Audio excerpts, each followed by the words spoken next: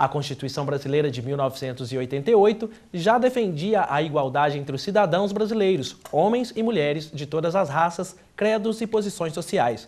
Mas foi apenas em 2002 que o Código Civil foi reformado, inclusive para adequar o tratamento da lei às questões de gênero. Acompanhe. Foi alterado em 2002 o novo Código Civil.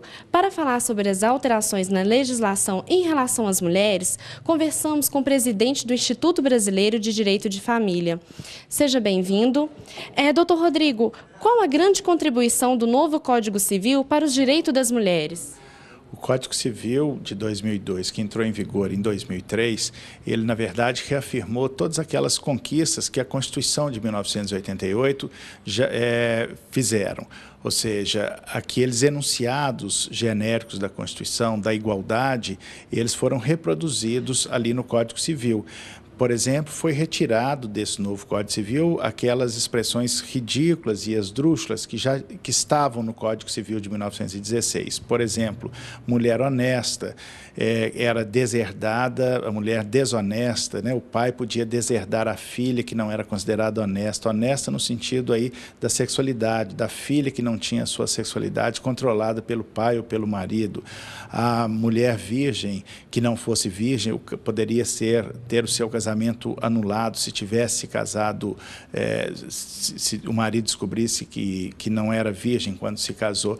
E algumas bobagens hoje, né, são ridículos, mas o texto normativo, as regras do Código Civil, retirou e reafirmou esses enunciados da igualdade que repercute nisso, nesses exemplos, não é?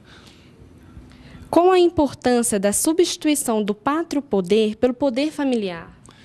A mudança dessa nomenclatura foi para tirar o significante aí, né, dessa expressão que tem a ver, está mais vinculada ao patriarcalismo. Pátrio, né, como se não significasse também do mátrio. Então, o poder familiar foi para incluir, né, e não deixar uma expressão mais específica do lado do homem.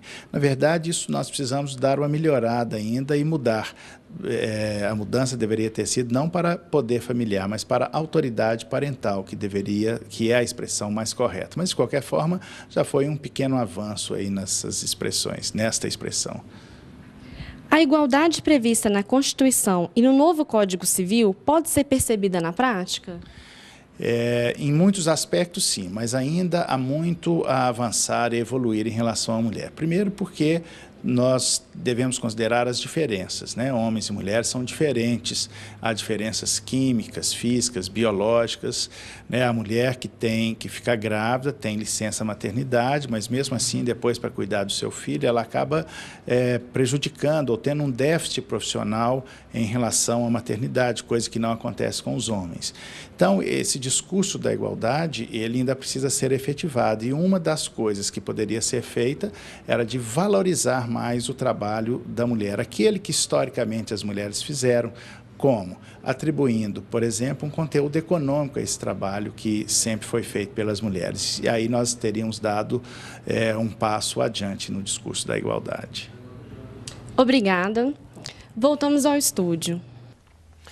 Desembargadora, falou ali da alteração do Código Civil e tanto tempo depois da edição da Constituição, mas a Constituição sempre prevalece, né?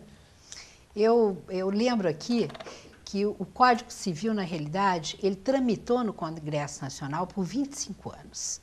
Então, quando a Constituição foi promulgada, o projeto de Código Civil já estava em discussão na Câmara, no Congresso Nacional, na Câmara dos Deputados e no Senado Federal.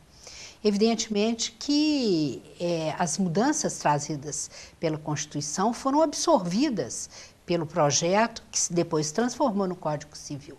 Mas eu lembro principalmente que o Código Civil já vinha com mudanças, antes mesmo da promulgação da Constituição, porque reiteradamente a jurisprudência já vinha decidindo em determinada forma, de determinado jeito, com relação a esses direitos femininos. Então, não é só a Constituição veio, na realidade, coroar esse reconhecimento do direito com relação à igualdade e ao poder feminino.